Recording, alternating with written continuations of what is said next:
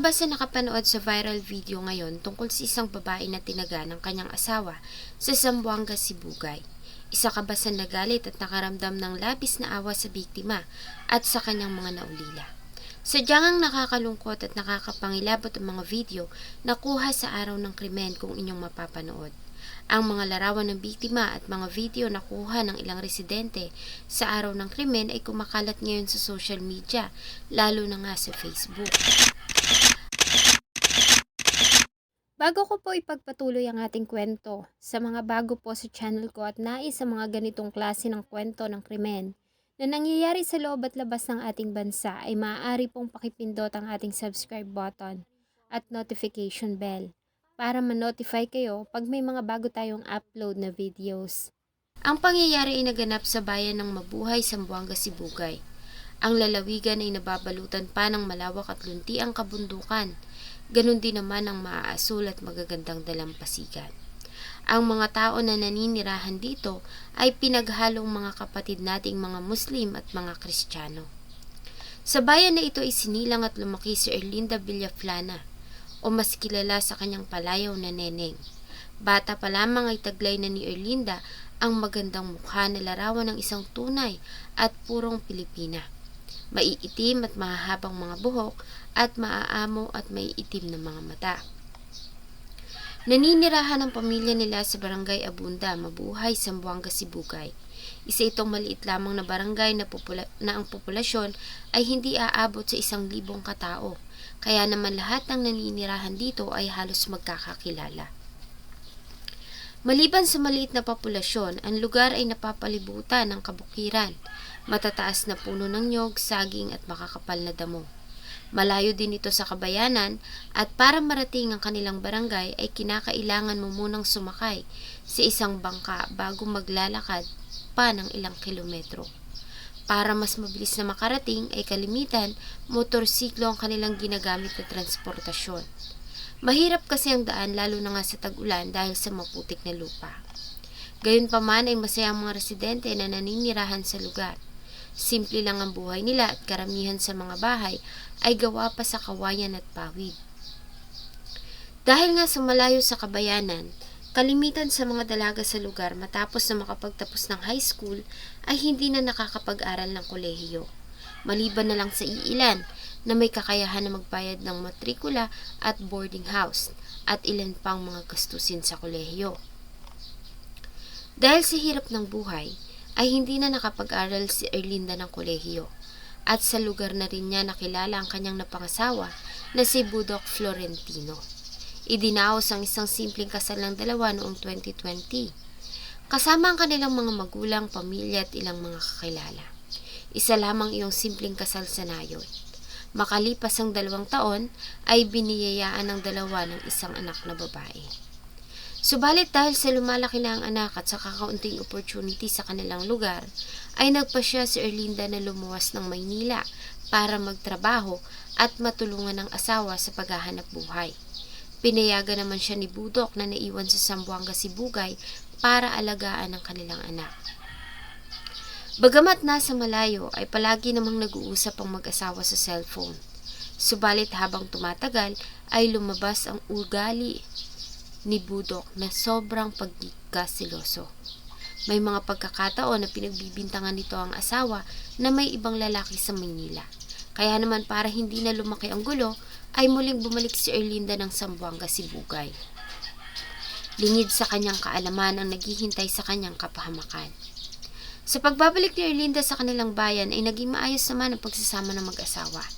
Ayon sa mga nakakakilala sa kanila, ay maasikaso si Erlinda sa kanyang mag-ama. Malambing din naman si Budok, kaya naman talagang nagulat sila nang mangyari ang karumal-dumal na krimen. April 10, 2025, nang makatanggap ng report ang tanggapan ng kapulisan ng Mabuhay Municipal Police Station. Sa tawag ay sinabi sa kanila ng caller na tinaga ng isang lalaking nagngangalang Budok Florentino ang kanyang asawa at malala ang tama nito. Medyo may kalayuan ang Barangay Abunda, subalit agad naman silang nagpadala ng tao doon. Pagdating nila sa lugar ay nasalubong nila ang mga kalalakihan na may buhat-buhat na babae na nakasakay sa isang kumot na itinali sa dalawang kahoy. Duguan nito at malaki ang sugat sa kanyang ulo, kaya naman agad na itong dinala sa paggamutan. Subalit pagdating doon ay diniklara ito ng emergency doctors na wala ng buhay upon arrival. Sa parehong araw ay agad naman nilang naaresto ang asawa ng biktima na si alias Budok Florentino. Hindi naman ito nanlaban sa mga arresting officers. Matapos na makapagpalit ng damit pang itaas, ay maayos itong sumama sa mga pulis.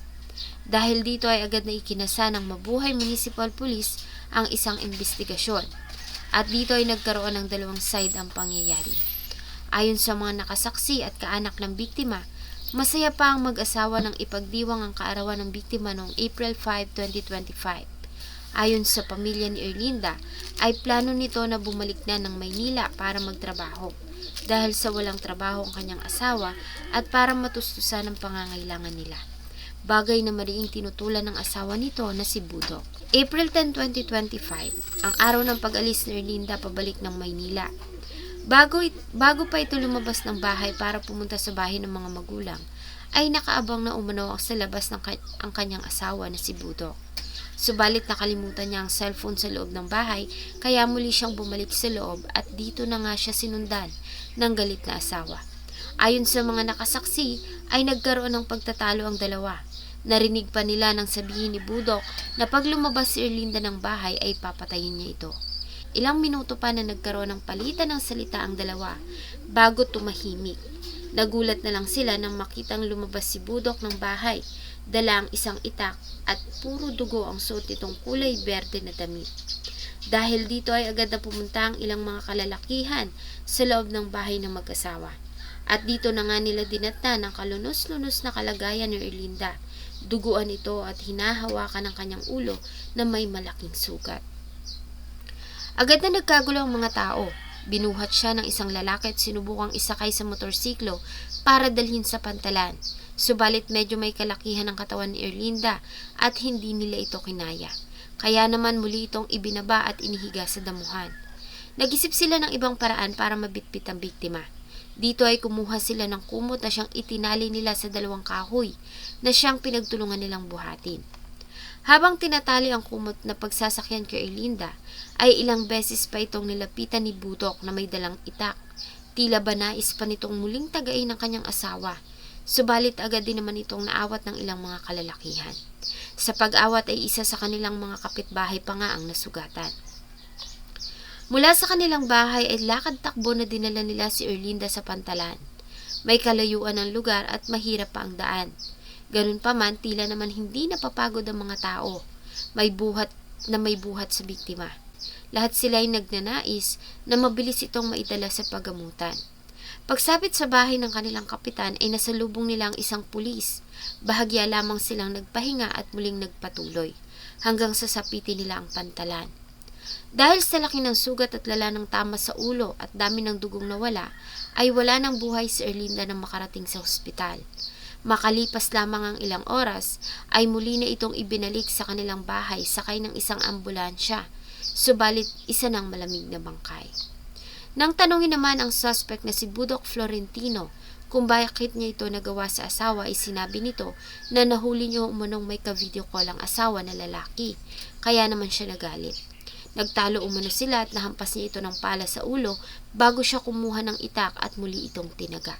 Sa kabila ng kanyang ginawa ay tila hindi naman ito nagpakita ng kahit na konting pagsisisi sa kanyang ginawa. Maliban dito, may ilang report na lumalabas na ang suspect ay lulong sa pinagbabawal. Kaya nito nagawa ang kahindik-hindik na krimen sa kanyang kabiyak at ina ng kanyang anak. Si Budok ay kasalukuyang nasa pangangalaga ng Mabuhay Municipal Police at nahaharap sa kasong parricide.